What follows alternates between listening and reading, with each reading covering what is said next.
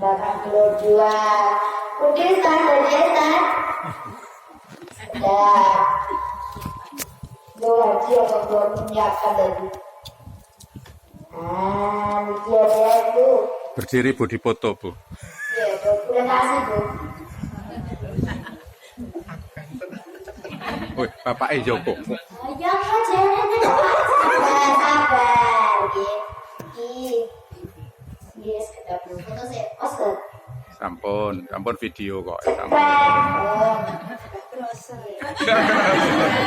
Oke, kalau nanti Ibu aja kita jalan ke kamar berdiri.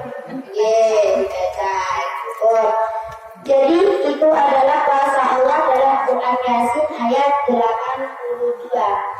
Innama amru ila arada syai'an ayyaqu lahu kun fayakun. Jika dia menghendaki, dia berkata, jadilah, maka jadilah.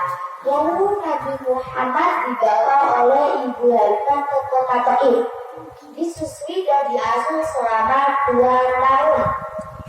Setelah 2 tahun berlalu, Nabi Muhammad dibawa ke kota Mekah lagi. Terjadilah perbincangan antara Ibu Halimah dan Ibu Aminah. Hai Aminah, ini anakku sudah saya bawa pulang ke sini. Tetapi saya masih sayang, cinta dan rindu. Bolehkah Muhammad saya bawa ke Taif lagi selama 2 tahun? Ibu Aminah pun gak pernah kalau begitu. Jadi Nabi Muhammad itu disusui plus diasuh oleh Ibu Halimah itu 4 tahun. Setelah 4 tahun kemudian itu ada satu kejadian pembelahan dari Rasulullah. Tapi betul mau jelaskan, mereka mau jelaskan panjangan yang terlalu tinggi mungkin. Bukan sampai dengan mantul mungkin. Langsung itu dibawa pulang lagi ke Bunda Aminah. Dan diasuh oleh Bunda Aminah juga tidak lama, hanya 2 tahun saja. Terus siapa yang mengasuh Nabi Muhammad setelah Ibu Aminah meninggal? Namanya apa kakeknya? Kakeknya yaitu namanya Abdul Muthalib. Saat itu kan Rasulullah ditinggal oleh Ibu Aminah pada umur 6 tahun. Habis itu diasuh oleh kakeknya dari umur 6 tahun sampai 8 tahun. Berarti hanya 2 tahun saja. Itu kan juga ditinggal oleh kakeknya pada umur 8 tahun. Nah, dengan saat umur segitu ditinggal orang sayangnya gimana Bu? Sama ya mestinya. Makanya bersyukur kalau kita di sini masih punya orang tua. Maka kita juga tidak harus hormat, tidak boleh mengatakan saja tidak boleh, apalagi mengatakan kasar atau membetahnya. Itu ada dalam Quran surat Al-Isra. Yang saya jelaskan juga secara lanjut. Setelah itu diasuh oleh kakeknya terus meninggal, beliau baru diasuh oleh pamannya yaitu Abu Thalib. Meskipun Abu Thalib itu orangnya gak Islam ya, non Muslim, tetapi rasa sayang pada Nabi Muhammad itu sangat besar. Terus Abu Thalib itu mempunyai CS, sahabat, besti, apa-apa jemaah ya makanya best friend ya itu jalan, yaitu adalah Abu Lahab, Abu Jahal dan Abu Sufyan. Itu juga masih berkeluarga dengan Rasulullah, masih ada silsilahnya. Kemudian 4 tahun kemudian dari umur 8 tahun sampai umur 12 tahun Rasulullah mulai diajak berdagang oleh Abu Thalib ke negeri Syam, 4 negara. Ada Suriah, terus Palestina, Lebanon, sama Yordania. Karena Rasulullah berdagangnya baik, amanah, jujur dan sebagainya lagi, sampai Abu bukan warna ya Bu, maaf, itu yang Abu namanya tadi, CS-nya Abu Thalib. Yaitu mempunyai julukan atau gelar pada Nabi Muhammad yaitu Al-Amin, yang artinya dapat dipercaya. Tetapi saat itu Abu Thalib memiliki pikiran, kalau seumpama Rasulullah Muhammad ikut dengan saya takut kalau dia nanti bisa manja dengan saya. Kalau begitu saya lepaskan, pikir Abu Thalib. Kemudian Abu Thalib menawarkan Nabi Muhammad kepada Bunda Khadijah. Hai Khadijah, aku mempunyai keponakan yang dia ganteng, gagah, pintar dan sebagainya lagi sifatnya Rasulullah. Bagaimana jika dia bekerja di tempatmu dan menjadi karyawanmu? Ibu Khadijah pun menjawab, baiklah, saya terima keponakan itu. Singkat cerita, Rasulullah mulai bekerja dengan Ibunda Khadijah. Dan saat itu Ibunda Khadijah Ibunda Khadijah mempunyai rasa suka, rasa cinta dan pengen menjadi istrinya. Tetapi beliau gengsi, ya jangan sekarang namanya gengsi, malu untuk bilang pada Rasulullah. Beliau pun bilang kepada sepupunya yaitu Nafisah. Hai Nafisah, aku mempunyai rasa kepada Nabi Muhammad, tetapi aku malu untuk bilang. Nafisah menjawab, dia bilanglah kalau begitu dan lamarlah. Mohon maaf, itu kalau zaman dulu, zaman Rasulullah, zaman Jahiliyah, itu yang pelamar perempuan dulu, bukan laki-laki. Kalau sekarang kan laki-laki belum. Lanjut, Ibu Khadijah menjawab, ya malulah saya. Kalau begitu bilangkan saja kepada Nabi Muhammad. Lalu saya menjawab, oke lah kalau gitu. Beliau pergi dan berbilangan kepada Nabi Muhammad. Jadi statusnya apa Bapak Ibu? Statusnya apa saya itu? Sebagai maju lah. Jadi nyamuk. Kamu mana? Baygon, agak nyamuk. Banyak orang seperti Pak Almari. Langsung aja itu singkat cerita di situ Nafisah mulai bilang pada Rasulullah, hai Muhammad, ini ada seorang wanita yang suka cinta dan menjadi istrimu. Rasulullah menjawab, siapakah dia? Nafisah pun menjawab juga, tapi ini belum namanya, kasih ceritanya. Dia umurnya sudah 40 tahun, otomatis lebih cantik istrinya Rasulullah yang keberapa saya lupa, Aisyah yaitu. Jadi lebih cantik Aisyah daripada Bunda Khadijah. Nah Aisyah cantik kan, selalu lumayan. Karena pipinya ada merah-merahnya, tapi itu asli, bukan eyeshadow. Lanjut dengan mungkin ke bawah, bawa eyeshadow itu dan selalu tujuannya lumayan. Jangan ya Bu ya, jangan. Bu tanya Bu. Langsung aja dan itu yang kedua orangnya sudah janda 2 kali. Terus kalau Rasulullah jadi suaminya pasti nanti akan menjadi suami yang ketiga. Lalu apa yang Rasulullah katakan? Kalau itu sebutkan kelebihannya saja orang itu. Nah bisa menjawab, kelebihannya Khadijah itu yang pertama, dia termasuk golongan as-sabiqunal awwalun. Apa itu? Kalau sudah lebih. Oh ya wes. Pak Hadi kon ya Pak Hadi. Pak Hadi saja. Mati gilali. Berapa as-sabiqunal awwalun itu artinya golongan orang yang pertama kali masuk Islam pada zaman itu. Itu kelebihan yang pertama. Dan yang kedua adalah dia ingin mengabdikan diri untuk Islam. Dan menjawab, baiklah kalau gitu, saya terima lamarannya itu, pinangannya. Dan siapa dia? Dia adalah Bunda Khadijah, bosku sendiri.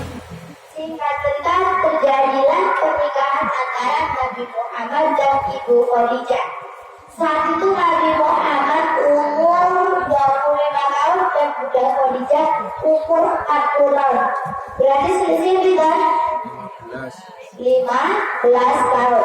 Dan saat itu Bunda Khadijah dapat bonus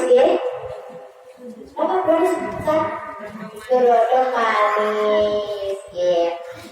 Nah, sapi semua ini ayat dekat. Paharnya Nabi Muhammad untuk budak kerja. Mulai 100 ekor unta. Terus 2 kilogram emas murni 24 karat. Lanjutnya kan dulu itu nikah maharnya kita tuh 50.000. Bikin loh. Iya. Karena sampai mungkin jenengan saya rumah ngomongnya itu berapa? Temen dia. Iya. Itu saya nggak apa-apa. Tapi nanti jenengan tugasannya bulan. Kalau kasih ya, ya gua kasih dari itu. Lagi bapak-bapak mana ini? Order. Dengan aluminium. Sebelah karet, senanan.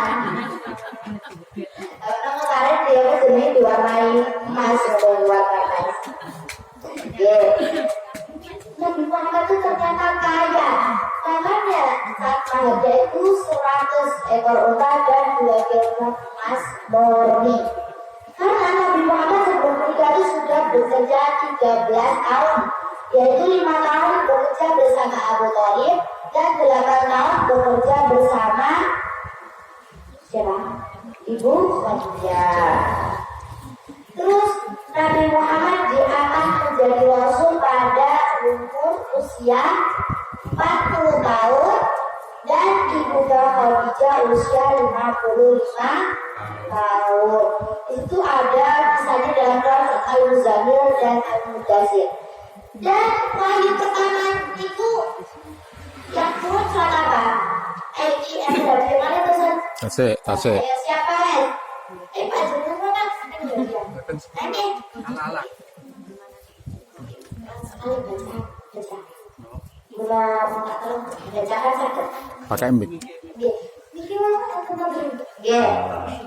Jenengan sebutkan surat Allah selalu bacakan. Ini ayat mau baca apa?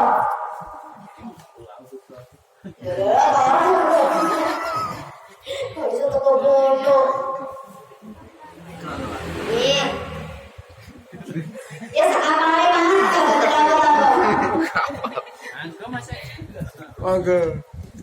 Bismillahirrahmanirrahim. Iqra bismi rabbikal ladzi khalaq, khalaqal insana min 'alaq. Iqra wa rabbukal ladzi akram, alladzi 'allama bil qalam, 'allamal insana ma lam ya'lam. Betul. Ya tepuk tangan dulu. Hadiahnya.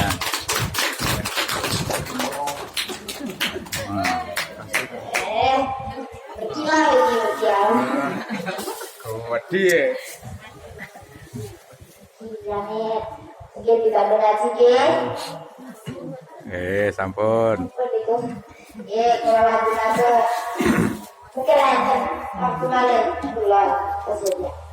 Jadi rahimahullah, surga itu budaya buat apa? Dua, meninggali orang-orang yang ada di dunia ini. Salah adalah juga umatnya Nabi Muhammad. Dan insya Allah semoga kita semua menjadi calon penghuni surga. Amin ya rabbal alamin. Tapi kalau kita pengen masuk surga harus ada syaratnya. Ojo kenak-kenak foya-foya lah orang yang mau surga. Nggak bisa itu. Yaitu ada syaratnya dijelaskan dalam hadis. Man ahabbani kana ma'i fil jannah. Barang siapa yang mencintaiku maka kelak dia akan bersamaku di surga. Jadi itu syaratnya adalah mencintai Rasulullah. Itu juga nanti akan bisa kita memudahkan untuk masuk surga. Terus kalau kita disuruh cinta sama Rasulullah, caranya gimana? Ini ada 3 saja saya sebutkan. Yang pertama, harus sering bersolawat kepada Rasulullah. Yang kedua, menjaga dan memelihara warisannya. Dan yang ketiga, mencontoh pola hidup Rasulullah. Saya kupas satu-satu. Nanti kita kupas 2, kupas ilmu. Tadi yang pertama apa? Harus sering bersolawat kepada Rasul. Contohnya kayak tadi kita deh, ya itu ada solawat deh. Kita sudah memenuhi syarat yang pertama. Semoga kita benar-benar menjadi umat Rasulullah yang sangat baik. Ya. Itu juga dikatakan firman Allah pada surat Al-Ahzab ayat 56. Inna Allah wa malaikatahu yusholluna 'alan nabi. Ya ayyuhalladzina amanu shallu 'alaihi wa sallimu taslima. Sesungguhnya Allah dan malaikatnya bersolawat untuk Nabi. Wahai orang-orang yang beriman, bersalawatlah kamu untuk Nabi dan ucapkanlah salam dengan penuh penghormatan kepadanya. Allah dan malaikat saja mengucapkan salawat kepada Nabi. Masa kita umatnya yang udah di jannah sudah apa bersalawat? Kurang enak apa ya? Kira bagian? Makanya kita harus sering-sering bersolawat. Itu tadi syarat yang pertama, harus sering bersolawat kepada Rasulullah. Yang kedua, menjaga dan memelihara warisannya, yaitu ada 3. Yang pertama, Al-Quran, kehebatannya. Kita sering memiliki rajin membaca Al-Quran. Bukan jiro nih. Iya, yang mugi-mugi buatan ibu sini loh. Buroh. Ya, semoga ibu ini saja dan semoga kita semua termasuk orang yang sering membaca Al-Quran. Kita keistimewaan orang yang baca Al-Quran itu Masya Allah sekali. Ada apa nih? Yang pertama, memberi syafaat kelak di hari kiamat nanti. Terus yang kedua, mendapatkan rahmat bahkan di dunia maupun di akhirat. Dan yang ketiga, pahalanya berlipat. Kalau kita membaca 1 huruf saja, pahalanya 10. Kalau semua kita baca Bismillahirrahmanirrahim, pahalanya berapa? Nah, Bismillahirrahmanirrahim berapa huruf? Belum kan? 19. Kalau kita baca itu berarti dikalikan 10. Berapa berarti? Nah iya, awalnya 1 Bismillahirrahmanirrahim saja sudah mendapatkan pahala 190. Apalagi kalau kita baca 1 25 juz sampai 30 juz. Nah, itu kaitannya yang ketiga. Dan yang keempat, kumpul bersama malaikatnya Allah SWT. Dan itu juga kalau kita kumpul bukan hanya membaca Al-Quran, tetapi dalam majelis ini kita juga dikumpuli oleh malaikat. Tapi malaikatnya gak ketok. 1 malaikat saja ini sampai ini Bu. Kalau kita diketokkan itu diketokkan dan diperlihatkan sahabat malaikat oleh Allah, itu pasti kita takut. Rasulullah saja yang melihat Rasulullah, maksudnya melihat malaikat saja takut, apalagi kita. Mengapa takut? Ya karena satu malaikat itu mempunyai sayap yang sangat banyak, dan 1 sayapnya itu panjangnya dari Sabang sampai Merauke. Apa gak lebih? Ya pasti lebih lah ikut. Makanya kita wajib diperlihatkan oleh Allah. Itu tadi cara memelihara warisan yang pertama dengan Al-Quran. Yang kedua, menjaga dan mengamalkan sunnah-sunnahnya. Man ahya sunnati faqad ahabbani. Siapa yang menghidupkan sunnahku, berarti dia mencintaiku. Jadi kalau kita belum menghidupkan sunnah Rasulullah, apakah kita bercinta? Sudah cinta, tetapi masih seupil, sakit ya. Kalau kita menghidupkan sunnahnya, itu pasti nanti pahalanya akan berlipat ganda. Itu tadi yang kedua. Terus yang ketiga, al-ulama warasatul anbiya.